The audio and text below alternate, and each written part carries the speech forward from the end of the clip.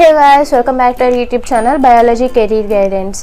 In this video, we're gonna discuss about the MSc Molecular Microbiology previous year questions that were asked in Hyderabad Central University Common Entrance Test, University of Hyderabad.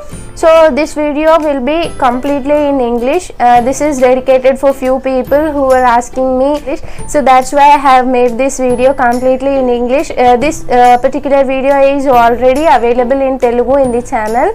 If you want to watch this particular video in Telugu, I will place the link in the description box. You can go and watch the video in Telugu, or else if you are comfortable with English, you can continue watching this particular thing. Okay, let's get started.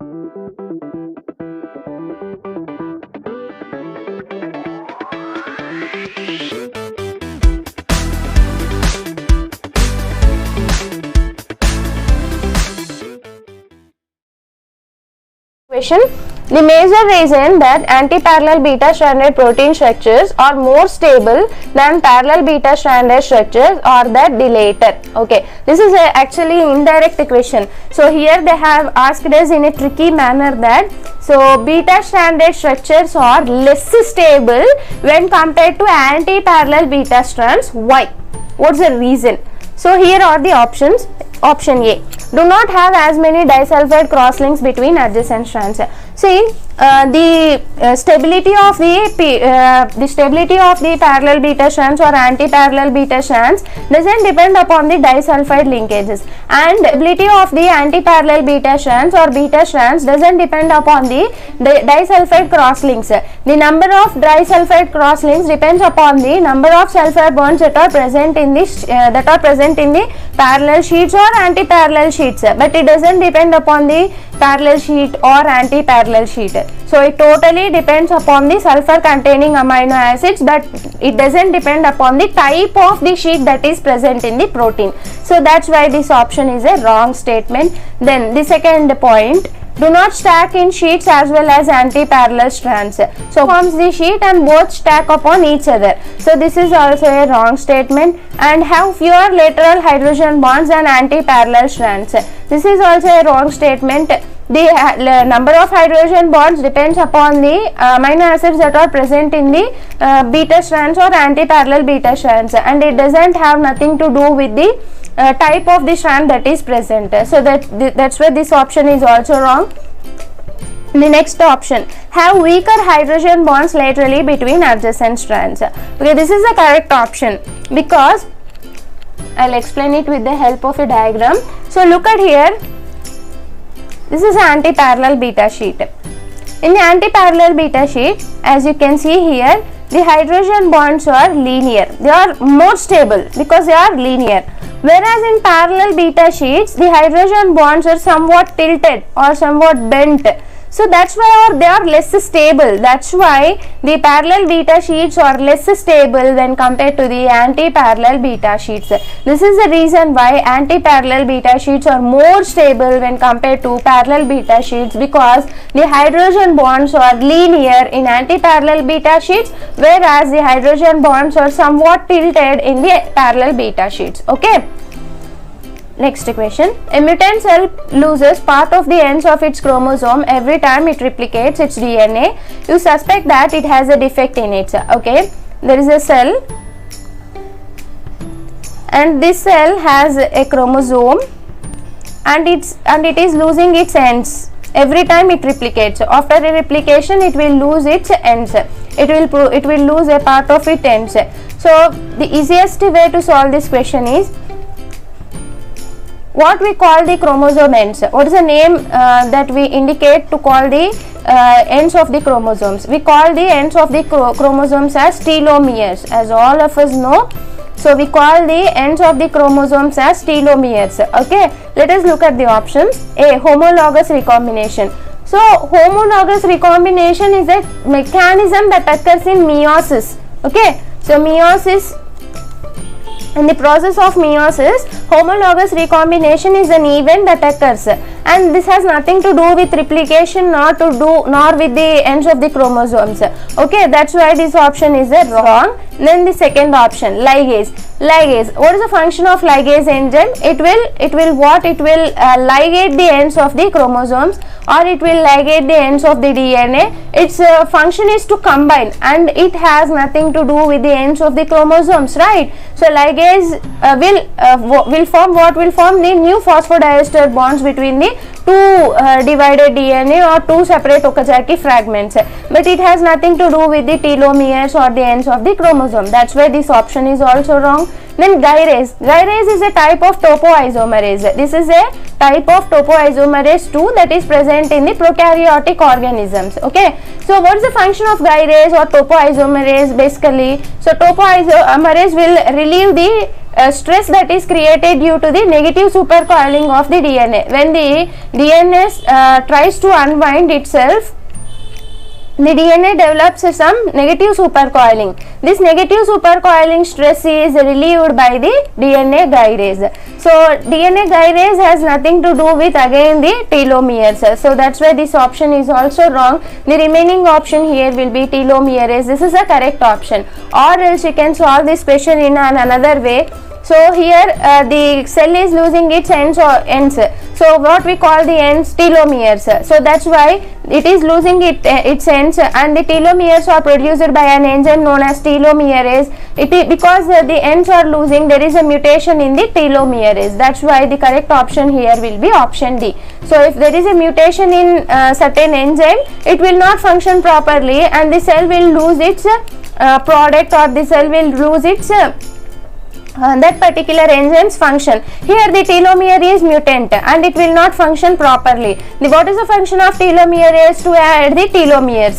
Here the telomeres are not added in the cell because the telomerase is not properly functioning. Okay, the correct option here will be option D. Next question.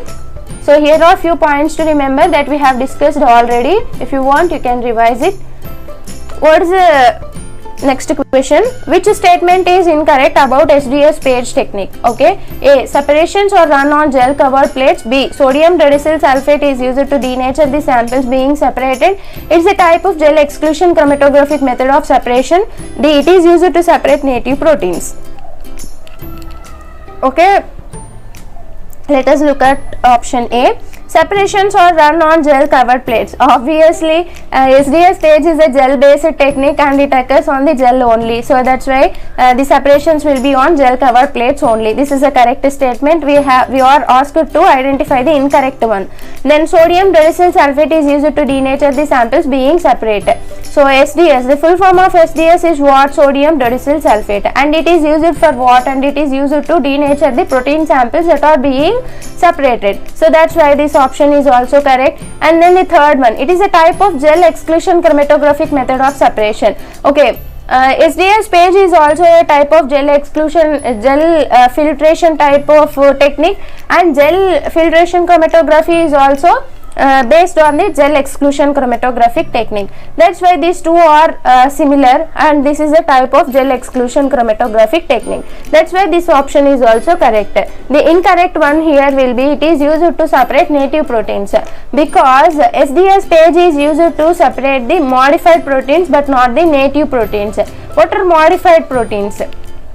So we will not modify the protein completely, but here in the SDS page technique we are using a detergent known as SDS.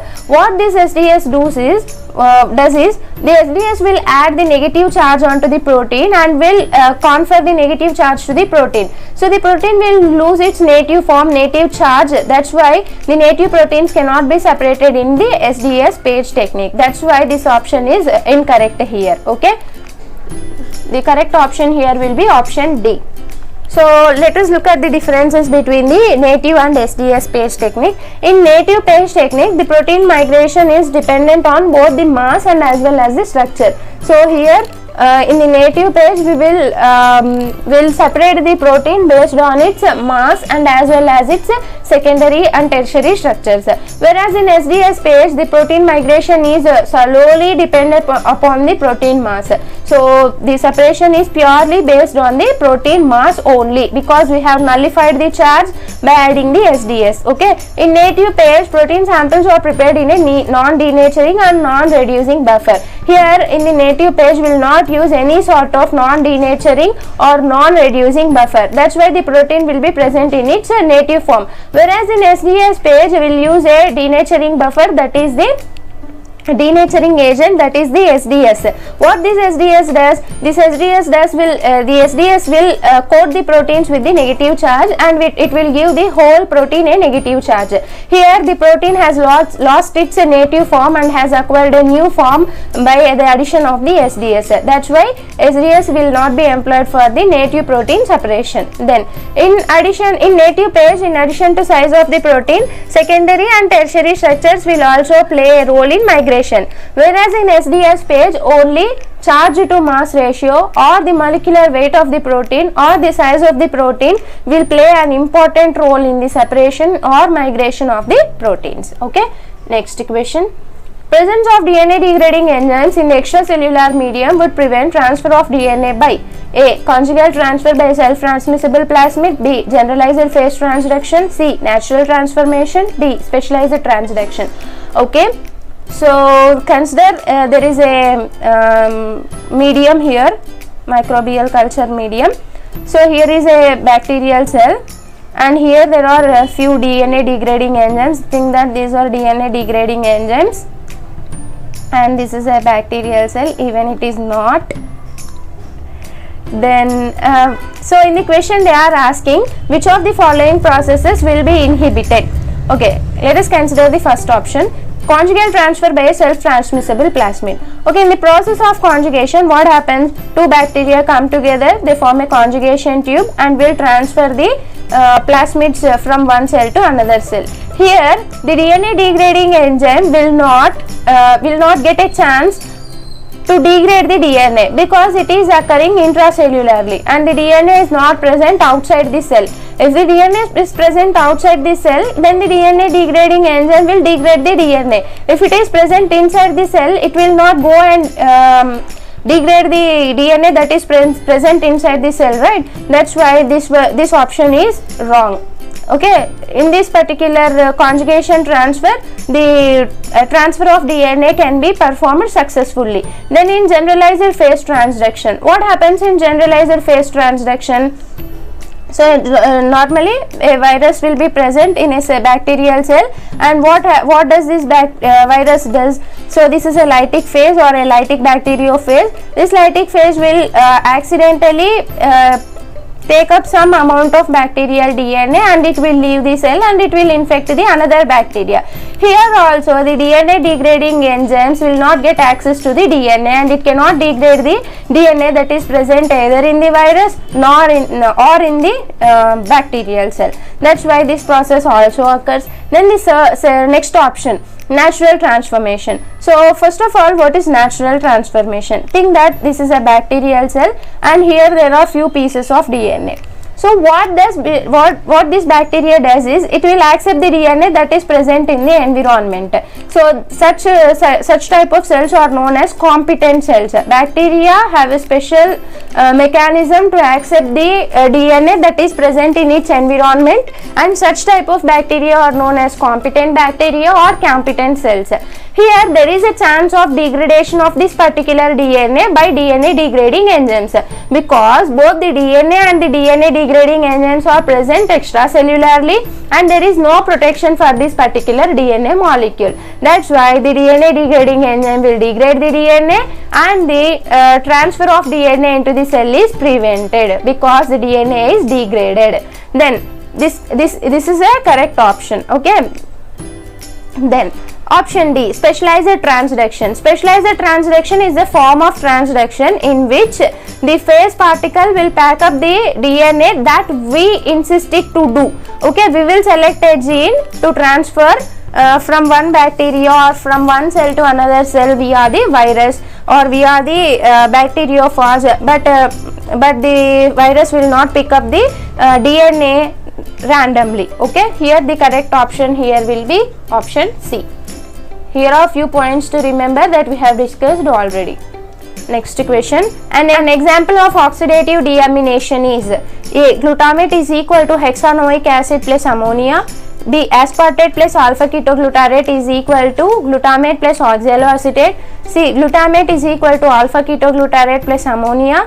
D. Aspartate plus hexanoic acid is equal to glutamate plus oxaloacetate. So here they have asked us what is the example of oxidative deamination. We need to identify one such reaction that is an example for oxidative deamination, and this is a memory based question. Okay, here the correct option will be option C. Okay, let us look at the oxidative deamination reaction. So in this particular reaction, the glutamate amino acid will undergo the oxidative deamination. So in the name itself it says that oxidative deamination. Oxidative means one particular thing is getting oxidized. That particular thing here is NAD plus. So NAD plus is getting oxidized to what? NADP plus, and another thing is getting deamination, that is amino acid is being removed. So from the amino acid glutamate, the amino group here is removed, and this results in the formation of alpha ketoglutarate. So two simultaneous processes occur in this particular reaction, that is oxidation as well as deamination, and results in the formation of alpha ketoglutarate from the amino acid glutamate. Okay, I'll discuss few more questions in the upcoming videos. Until then, if you like this video, please hit the like button, subscribe the channel and share it with your friends. Thank you for watching.